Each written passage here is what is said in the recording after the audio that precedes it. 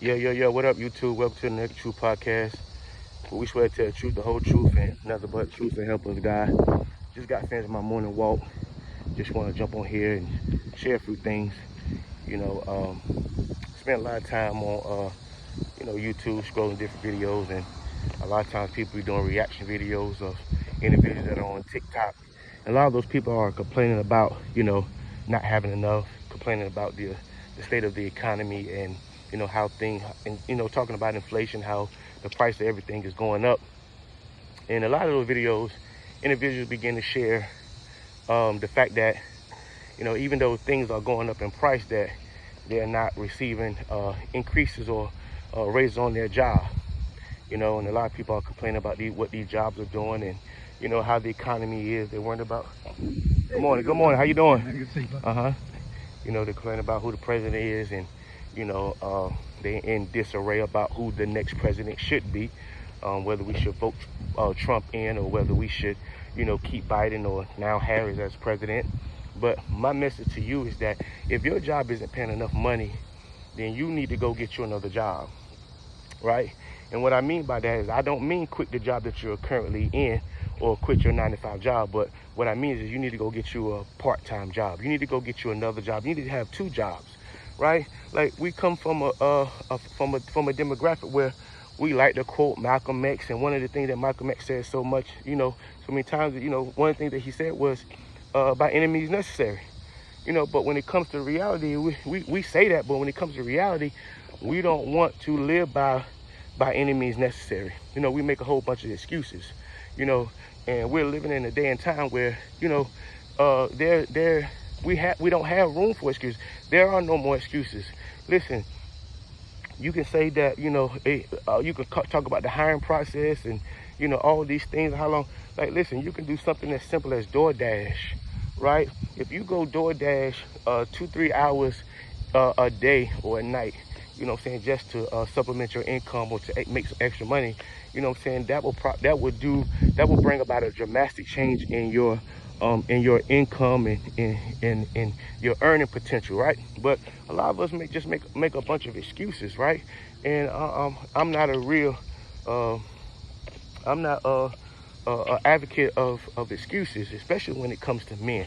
I don't think that men should make excuses, right? Like, let's be more result oriented. Like, as a man, your go-to shouldn't be an excuse, but should be results. You're supposed to do whatever it takes to make things happen.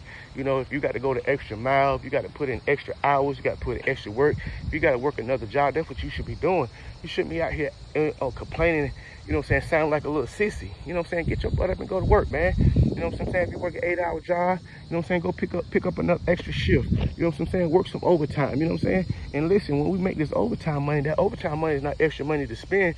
That's extra money that we should be saving, for a rainy day or the event that something should happen, that we don't have no control over, right? We have to become a prepared people, But our problem is that, really the problem is not that we don't make enough money. Our problem is that we don't know how to manage our money. Our problem is that we are consumers. We don't have a problem making money. We have a problem spending money, right? Our problem is that we spend too much money, and we need to change those. We need to change that mentality. We need to change that behavior and start doing something different, right? We got to stay out these people's restaurants. We got to stay off these cruise ships. We got to stay at these people's hotels and going on resorts and going on these vacations, always at the beach, right? Monkey see, monkey do.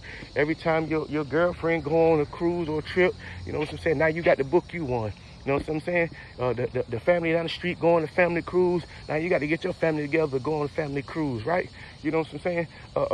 This group of girls over here do girls' night out. Now you got to get your girlfriends together so y'all can do girls' night out, right? And then you're doing girls' night out and you're spending money that you don't have. You're spending money that you technically don't have. You're spending money that is really allotted for something else. Or you're spending money that you should have been saving. So in the event of an emergency, right, you can handle your business, or you can take care of the emergency without having to run to your family members for help, or run to your boyfriend for help, run to your girlfriend or run to your mom and daddy for help. But be in a position where you can take care of unexpected emergencies on your own. right? Like we all have a responsibility. We are all responsible for our own well-being. It is no one else's responsibility. And I hated that, when we are in trouble or their emergency do come up and we go and ask someone for help and they tell us no, we get furious with them. We get so upset and mad with them, like it's their fault that we're in the position that we're in. It's not that person's fault. You know what I'm saying? One of the things I tell people is like, listen, I'm not going to allow your situation to become my emergency. And that's what we got to change. That's what we got to get out of the habit of, is trying to make our situation other people's emergencies. We get mad. I was listening to someone yesterday was talking about they called a relative and asked them, to borrow $100, and the person, they would give it to them, elderly person. Then, later on that evening when it was time the elderly person said they didn't have it. And the person got upset. But not only did that person got upset, a close family member to that person got upset as well, right? And this person that they was upset with is, 90 years old. Like, why is it that you're expecting a 90-year-old person to take care of you versus you being in a position to take care of that 90-year-old person, right? Like, and see, that's why sometimes I hate black culture, because in black culture, we thrive off ignorance, right? Like, we thrive off things that doesn't suit us well, that things that doesn't benefit us. And we got to change that, man. We got to start doing better. We got to start making the sacrifices. One thing I know about black people is that we do not like discipline. We do not like sacrifice. You know what I'm saying? We shun the word discipline. When people mention the word discipline, we cringe, right? We cop a whole attitude when somebody talk about being disciplined, right? When somebody talking about denying yourself, when people start talking about telling yourself no and telling others no, telling your family members no, right? We got to stop accepting all these invites.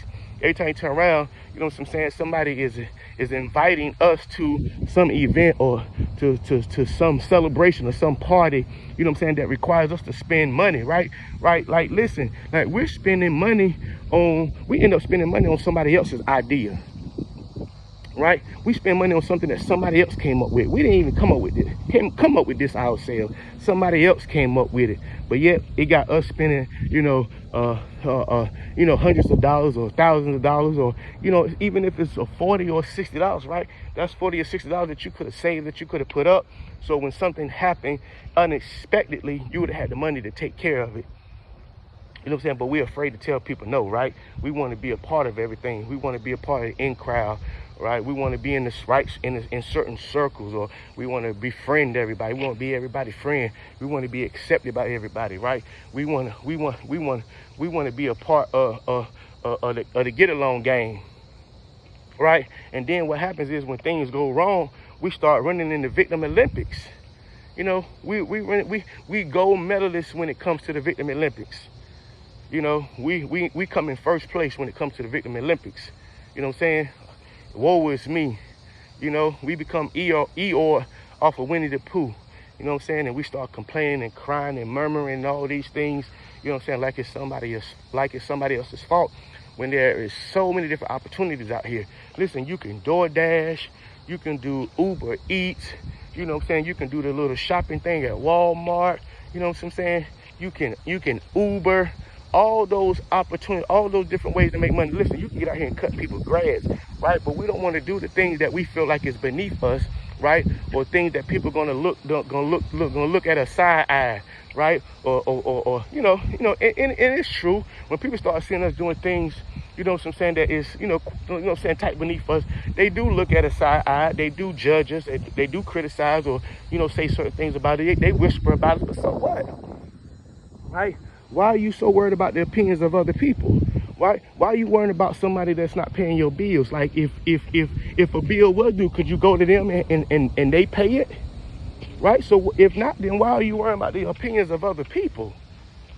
But listen, man, we gotta tighten up. Listen, if your job not paying enough, single ladies out there, single moms, I know sometimes it can be a little difficult, with the whole child care thing, but if you can just sit down, take a few moments to just, put a plan together, find out different ways. Like, listen, if you can't find a babysitter,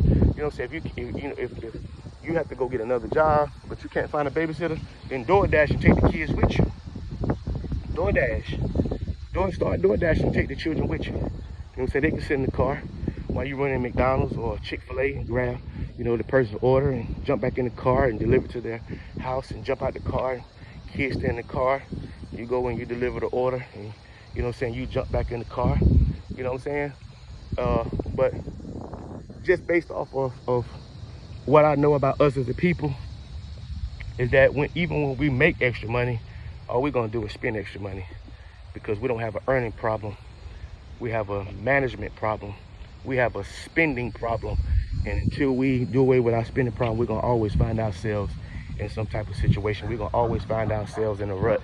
You know what I'm saying? We're gonna always find ourselves robbing Peter to pay Paul.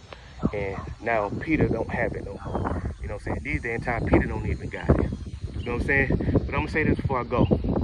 Not only do we need to be saving money, you know what I'm saying, because in this economic downturn, or, you know what I'm saying, during this recession, we can survive. We also need to be saving our money so we can take advantage of the opportunities that is going to come available during this economic downturn or during this recession. So listen, I just wanted to share that with you guys. I love you, man. Look for more videos, more content coming from the channel.